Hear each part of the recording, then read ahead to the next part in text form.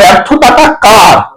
চেয়ারম্যানকে জবাব দিতে হবে, বিধায়ককে জবাব দিতে হবে, সাংসদকে জবাব দিতে হবে, তৃণমূল কংগ্রেস দলকে জবাব দিতে হবে। দুর্নীতিতে তো 100 বার, এই পৌরসভার দুর্নীতিতে তো খুব বড় ব্যাপার আছে। তো তৃণমূল তো দুর্নীতি ছাড়া তৃণমূল এটা ভাবা যায় না। মানে জল ছাড়া যেমন মাছ বাঁচে না, তৃণমূল দুর্নীতি ছাড়া বাঁচতে পারে না। ফলে যেখানে তৃণমূল কংগ্রেস ক্ষমতায় আছে পাবেন সেখানে দুর্নীতি আছে, প্রকাশ পাবে হয়তো আগামী দিনে। আমরা সবাই দেখেছি বিভিন্ন নিউজ পোর্টালে, আপনাদের মাধ্যমে আমরা জানতে পেরেছি একটা খবর বেশ ফলাও করে করা হয়েছে, খুব বড় করে বলা হয়েছে যে 9 বছর পর কাঁচরাপাড়া পৌরসভার অডিট করলেন চেয়ারম্যান কমল অধিকারী। বেশ ফলাও করে বড় বড় করে এই আমাদের স্থানীয় যত নিউজ পোর্টাল আছে তাদের মাধ্যমে দেখলাম।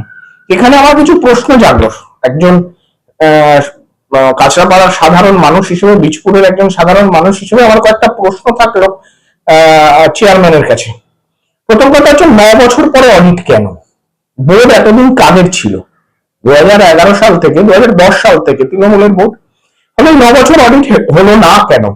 আচ্ছা, এই 9 বছর ছেড়ে দিন, 4 বছর তো উনি নিজে চেয়ারম্যান, 2022 সালে উনি চেয়ারম্যান হয়েছে, তারপরে এই ক বছর অডিট হলো না কেন? কার গাফিলতিতে হলো না, এই জবাবটা দিতে হবে।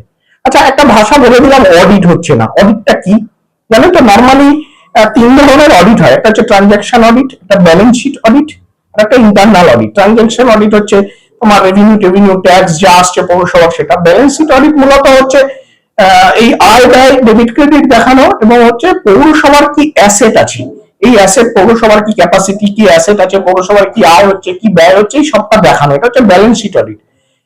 এখন যখন ব্যালেন্স শিট অডিট আবার ডবল এন্ট্রি করতে হয়, মানে ডেবিট ক্রেডিট দুটোই দেখাতে হয়। আগে সিঙ্গেল এন্ট্রি হতো, এখন ডবল এন্ট্রি। তো যাই হোক, এটা এই ব্যালেন্স শিট অডিটটার কথা হয়তো ওনারা বলতে চেয়েছেন। সেই অডিট, আমার বক্তব্য হচ্ছে উনি যতদিন চেয়ারম্যান, এই 4 বছর ধরে এই অডিটটা হয়নি কেন? কারণ কমল অধিকারী তো চেয়ারম্যান 4 বছর ধরে, তাহলে এই দায়টা কার? আর তৃণমূলের ভোট থাকাকালীন এতদিন হয়নি কেন, এই দায়টাও কার? আচ্ছা, এই অডিটটার কারণে জেনে রাখুন যে কি ক্ষতি আমাদের হলো, মানে আমরা কি পেলাম না। এই ব্যালেন্স শিট অডিটের জন্য আমরা, এরা কথায় কথায় বলে না যে কেন্দ্রীয় বঞ্চনা, কেন্দ্রীয় বঞ্চনা, কেন্দ্রীয় বঞ্চনা। এই ব্যালেন্স শিট অডিটটা না করার জন্য আমরা 14th ফিনান্স এবং 15th ফিনান্সে প্রায় 2.5 কোটি টাকা কাঁচরাপাড়া পৌরসভা কম পেয়েছে। কাঁচরাপাড়ার মানুষের যে টাকাটায় কাঁচরাপাড়ার মানুষের সুবিধা হতে পারতো, কাঁচরাপাড়ার মানুষ যেটাই কিছু পেতে পারতো, কাঁচরাপাড়ার মানুষ পরিষেবা পেতে পারতো, সেইটা আমরা পেলাম না, শুধুমাত্র এই তৃণমূল কংগ্রেসের বোর্ডের অপদার্থতায়। এই 2.5 কোটি টাকা 14th ফিনান্স এবং 15th ফিনান্সে আমরা কম পেলাম। আচ্ছা, অমৃত প্রকল্পে জানেন তো, এই ব্যালেন্স শিট অডিট করে দেওয়ার পর এই অমৃত প্রকল্পের থেকে একটা ইনসেন্টিভ পাওয়া যায়। যেহেতু এরা এই ব্যালেন্স শিট অডিটটা করেনি, আমরা এই অমৃত প্রকল্পের এই ইনসেন্টিভটা পেলাম না, যেটাও প্রায় 3-4-5 কোটি টাকা আশেপাশে সমস্ত পৌরসভা পেয়েছে, কিন্তু কাঁচরাপাড়া পৌরসভা পায়নি।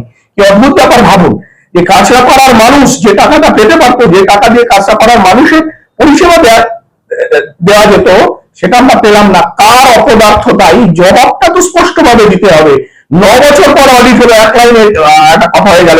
আর আমারও আশ্চর্য লাগে যে কোন সমাজে মোটামুটি আমরা চলেছি, এত মেধাহীনতা কেন? উল্টো দিক থেকে কেউ একটা প্রশ্ন করলো না? যে আমি বলছি যে আপনাদেরও তো দায়িত্ব বর্তায়, আপনারা কেউ প্রশ্ন করলেন না যে 9 বছর পর কেন? 9 বছর পর হলো ঠিক আছে, কিন্তু কেন হলো 9 বছর? 9 বছর হলো না কেন? আপনি ওয়েবসাইটে এই অডিট রিপোর্ট জমা দিতে হয়। আমি আপনাদের দেখাচ্ছি, কাঁচরাপাড়া পৌরসভার এই যে ওয়েবসাইট দেখুন, কাঁচরাপাড়া পৌরসভার ওয়েবসাইট দেখুন, কাঁচরাপাড়া পৌরসভার ওয়েবসাইট। চেয়ারম্যান সাহেবের ছবি জল করছেন, সুদর্শন চেয়ারম্যান আমাদের, ভালো কথা। তো এই যে এটাতে যদি যান, এখানে দেখবেন এই যে অডিট রিপোর্ট, এখানে দেখুন অডিট রিপোর্ট নেই। কাঁচরাপাড়ার মানুষের সেবা, কাঁচরাপাড়ার মানুষের অধিকার ফুস হয়ে গেছে, একদম জয়ন্ত। আপনি ফোনটা খুলুন, কাঁচরাপাড়ার ওয়েবসাইটে অডিট রিপোর্ট মারুন, কিছু পাবেন না। অথচ এই অডিট রিপোর্ট ওয়েবসাইটে আপলোড করার কথা। তাহলে এই ব্যর্থতাটা কার? চেয়ারম্যানকে জবাব দিতে হবে, বিধায়ককে জবাব দিতে হবে, সাংসদকে জবাব দিতে হবে, তৃণমূল কংগ্রেস দলকে জবাব দিতে হবে যে কাঁচরাপাড়ার মানুষ যে এই পরিষেবাগুলো পেল না, এই 14 ফিনান্সের টাকা, 15 ফিনান্সের টাকা, অমৃত প্রকল্পের ইনসেন্টিভ এই যে পেল না, এই দায় কার? এটা আমার বীজপুরের একজন সাধারণ মানুষ হিসেবে আমার প্রশ্ন থাকলো। অনেক কাজ করছে, অনেক কাজ করেছে আমার জন্য। সে তো মমতা ব্যানার্জি সরকার আসার পর থেকে বলেছে যে সব কাজ হয়ে গেছিল, 12 সালে বলে গেছিল। এই যে ফলাও করে বলছে না সব কাজ হয়ে গেছে, কি কাজ হয়েছে? যা যা বলছি ভোটের আগে দেখছিলাম, আজকে আমি একটা খবরে দেখছিলাম, দেখছি ওই টাউন হল নাকি হবে, টাউন হল হবে, এর এক গল্প আমরা শুনে আসছি আজ দীর্ঘদিন ধরে, এখন হবে এতদিন মনে করলো। তো আমার বক্তব্য হচ্ছে যে এইগুলো হলো না কেন? যেটা হতে পারতো, যে টাকাটা আমাদের প্রাপ্য, আছড়া পাড়ার মানুষের যে টাকাটা প্রাপ্য, সে টাকাটা আমরা পেলাম না কেন? এটাই তো প্রশ্ন আমার। বছর মধ্যে অডিট, তার আগে যে অডিট করার কোনো দুর্নীতি ছিল, ওরা বন্ধ খুঁজে পাচ্ছেন। তো দুর্নীতিতে তো 100 বার, এই পৌরসভার দুর্নীতিতে তো খুব বড় ব্যাপার আছে।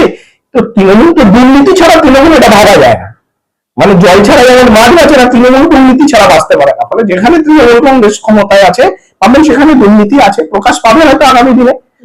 শহরবাসী উন্নয়ন থেকে কিন্তু বিচ্যুত হলো এই লাইবিলিটি কার্ড। এটাই তো আমারও প্রশ্ন, যে এই টাকাটা আমরা পেলাম না, কেন্দ্রীয় টাকা, এই কার ব্যর্থতায় পেলাম না?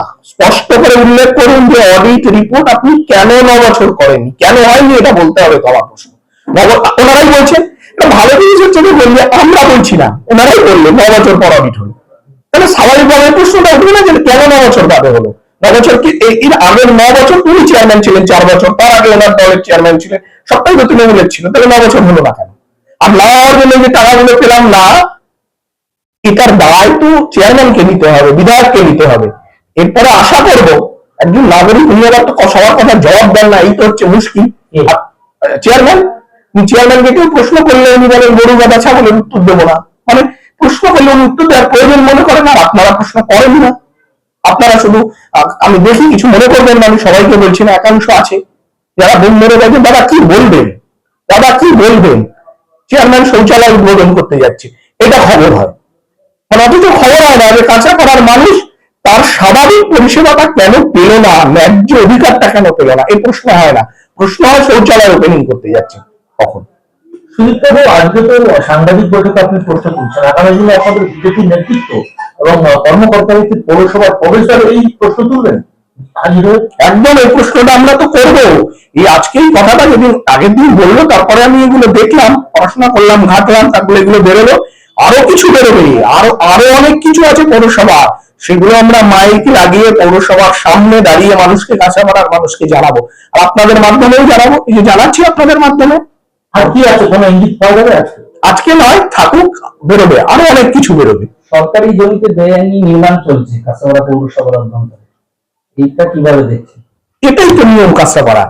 মমতা ব্যানার্জি হকার উচ্ছেদ করছে, বলছে সরকারি জমিতে হকার থাকবে না, গরিব খেটে খাওয়া মানুষ দুটো ডাল ভাত রুটি রুজির জন্য দুটো রাস্তার ধারে বসে সারাদিনের শেষে কটা পয়সা ঘরে নিয়ে গিয়ে তার বাচ্চার ওষুধ কেনে বা বৃদ্ধ বাবার ওষুধটা নিয়ে যায়, বাচ্চার পড়াশোনা করে, তাদেরকে তুলে দেওয়া হচ্ছে, তুলে সরকারি জমিতে লক্ষ লক্ষ টাকার বিনিময়ে বিক্রি হচ্ছে। আপনি চারিদিকে কাঁচাপাড়ায় ঘুরুন না, এর আগেও আমি একবার বলেছিলাম ওই কাঁচাপাড়া স্টেশনের সামনে রেলের জমিতে হচ্ছিল, পরে আরপিএফ, আমি বলার পরে আরপিএফ ভেবে দিয়েছে, পুরো বেআইনি নির্মাণ, অবৈধ নির্মাণ ভরে যাচ্ছে বীজপুরে। আপনি একটা বলুন তো, যে আপনি কাঁচাপাড়া পৌরসভায় বীজপুর জুড়ে যে নির্মাণ গুলো হচ্ছে, একবার এই আপনাদেরই একটা আগে আমি দেখছিলাম আপনারই তো চ্যানেলে, যে আপনি ওই কাঁচাপাড়া পৌরসভার ওই 6 নম্বর ওয়ার্ডের স্টেশনের সামনে যে বিল্ডিংটা আপনি ছবি দিয়েছিলেন, যে চতুর্গৃহ এক বলে, আমি বলছি যে ওটা করা যায়? ওই রাস্তার উপরে ওরকম ঢাংঢাঙে একটা বিল্ডিং সরু রাস্তার উপরে, মানে এটা অদ্ভুত ব্যাপার। মানে নিয়ম একটু ভাবে ঠিক আছে, পুরো নিয়মটাই বলে দেয় এরা, মানে একটু অদ্ভুত না, কোনা কাঞ্চি না, মানে পুরোটাই মা, টাইম আর বেশি নেই, ব্যাপারটা এই নীতিতে চলছে এখন। এ তো সম্ভব, পশ্চিমবঙ্গেই সম্ভব, একেবারে সরু গলি, নাম ধরে ধরে যদি আমরা জিজ্ঞাসা করি, বিল্ডিং এর নাম ধরে ধরে, আমি বলছি কাঁচরাপাড়া পৌরসভার মা কমপ্লেক্স, তার বিএম অ্যাক্ট মানা হয়েছে?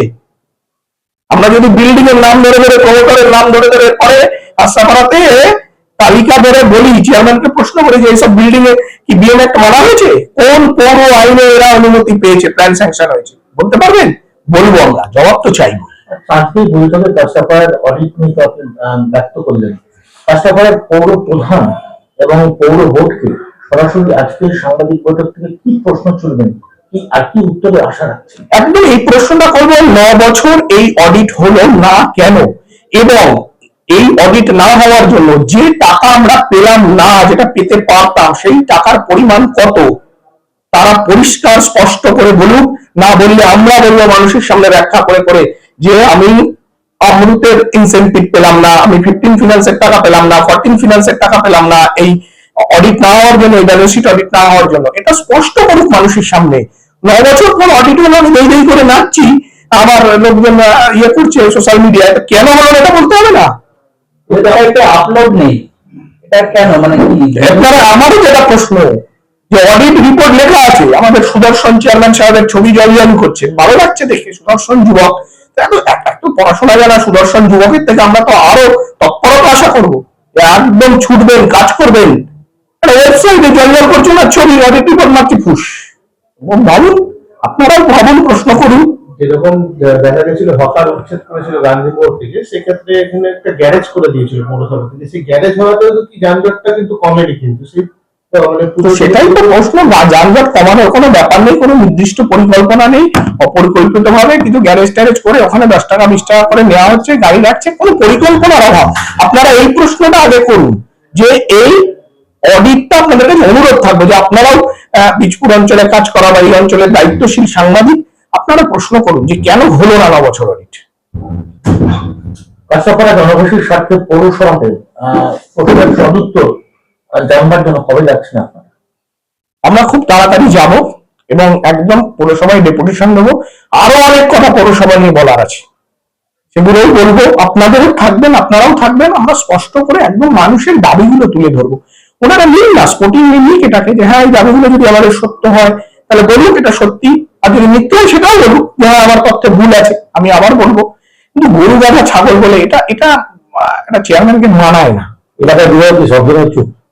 চুপই তো, চুপ। একটা কবিতা শুনেছেন, রাম গরুরের ছানা, হাসতে তাদের মানা, হাসির কথা শুনলে বলে হাসবো না না না না। উনি রাম গরুরের ছানা হয়ে গেছেন, মানে ক্ষেত্রে হাসি, ক্ষেত্রে কথা, উনি চুপ। একটা বিশেষ সূত্রে খবর আছে যে অভিষেক বন্দ্যোপাধ্যায় সোনাই মানে শুভঙ্কর ঘোষকে নাকি বলেছেন আপনি হালিশহর অঞ্চলে নাকি খুব ভালো কাজ করেছেন, এটা আমাদের কাছে খবর আছে, মানে উনি নিজে বলেছেন। এটাকে কিভাবে দেখবেন? খুব ভালো কাজ অভিষেক ব্যানার্জি কি বলেছে এটা তো আমি বলতে পারবো না। এখন অভিষেক ব্যানার্জি কাকে কখন ভালো বলে আর কেন ভালো বলে, কেন খারাপ বলে, এটা ওনাদের দলের ব্যাপার। অভিষেক ব্যানার্জির কাছে কত পৌঁছালে ভালো হওয়া যায়, কত না পৌঁছালে খারাপ হওয়া যায়, সেটা ওনারা বলতে পারবেন, এটা আমাদের বিষয় নয়। আমরা বা বীজপুরবাসী এমনি খুব একটা চিন্তিত নই যে বা যে অভিষেক ব্যানার্জি কাকে কি সার্টিফিকেট দিচ্ছে। আমাদের প্রশ্ন হচ্ছে বীজপুরের স্বার্থ রক্ষিত হচ্ছে কিনা।